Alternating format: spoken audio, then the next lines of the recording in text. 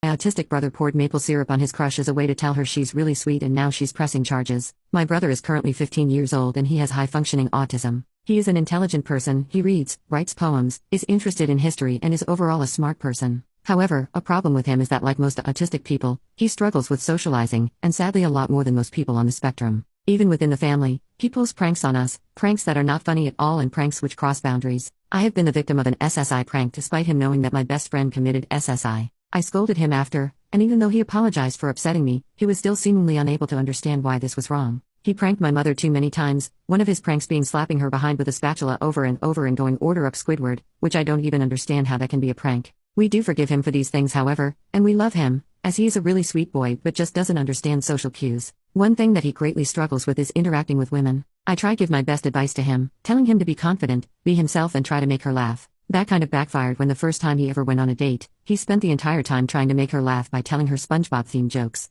They are actually quite funny though. Why is Patrick so dumb? Because he lives under a rock. Anyway, my brother has recently developed a crush on a girl in his class. I know the girl, her name is Kim and she is really sweet. I am friends with her older sister. Well, my brother and I are very close, and he told me about Kim for the first time a month and a half ago. He told me that he thought she was really pretty and he couldn't stop staring at her whenever they shared class. I told him that it's really cute that he has a crush, but advised him to stop staring at her as it can make women uncomfortable. He responded by saying, "Yeah, I know she has already told me to stop being weird and looking at her once, so I've stopped." I don't get the big problem though. I went on to explain to him why the staring would make her uncomfortable, as people generally don't like being watched as it feels like their personal space is being invaded. He responded, "I'm not invading her personal space. It's not like I'm running over to her giving her a massive hug before each class." I told him that's how it is, and you can also invade people's personal space mentally, not just physically. We had to talk about it where I told him that he will have to eventually just approach the girls he likes, he can't forever resort to loving them from a distance. This seemed to strike a chord in him. I have told him this before, but it seemed to connect this time, and I was truly pleased about that. He asked me what the best way to do so was and I told him not to approach her when she's in a group, approach her in a suitable environment, like if you guys are ever close enough to be near each other during lunch and she's alone, and to do his best not to force the interaction. He then asked me what the best way to approach her was, and I told him that the best way is to just seem genuine and with good intentions. I told him that whenever I've been asked out before, I appreciated it when instead of trying to be Mr. Smooth, the guy said something along the lines of, "Hey, so here's the thing. I just think you're really cute and seem fun to be around. I'd like to get to know you better. I'd love to take you out for lunch sometime." My brother nodded his head in astonishment and told me he was going to try that the next day. Well, the next day he came to me telling me that he got rejected. I consoled him, and he cried about it, which really hurt me. I told him that it's okay. There's plenty of fish in the pond, and not distress about it. Well, he did not take this for an answer, and he told me that perhaps what Kim needs is not to be asked out in such a basic way. I told him that was likely not the case, but he insisted on doing the more grandiose gesture for her when the snowball came around. I laughed and told him to go ahead, thinking he was not actually going to do it. Fast forward to a month, it was now a week until the snowball. One night my brother came to me excitedly, telling me that Kim has not been asked out by anyone, and the guy she asked out rejected her and she looked down about it.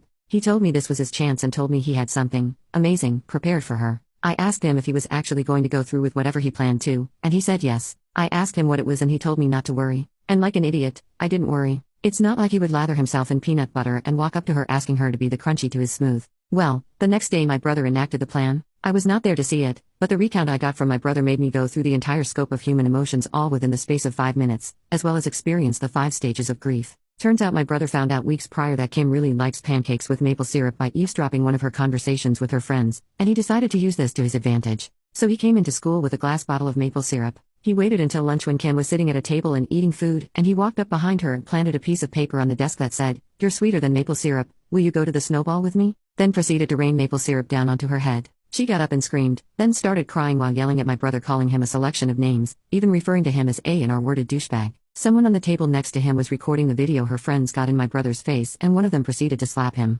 Embarrassed, my brother didn't even try to defend himself and left. He didn't even do anything. He just came home and waited for me or our parents to come home. My parents came home and had already found out from the school what happened, and they were extremely disappointed with my brother, and he threw me under the bus, pointing to me and saying she said it was okay to do. My parents sent him up to his room and then had a talk with me where they scolded me about encouraging him. I explained my point of view and my parents calmed down after I told them I did not encourage him, I just never shut his idea down, as he never told me what it would be specifically and I didn't think he'd actually do anything this stupid. I feel really bad for her and have expressed to my brother that what he did was horrendous.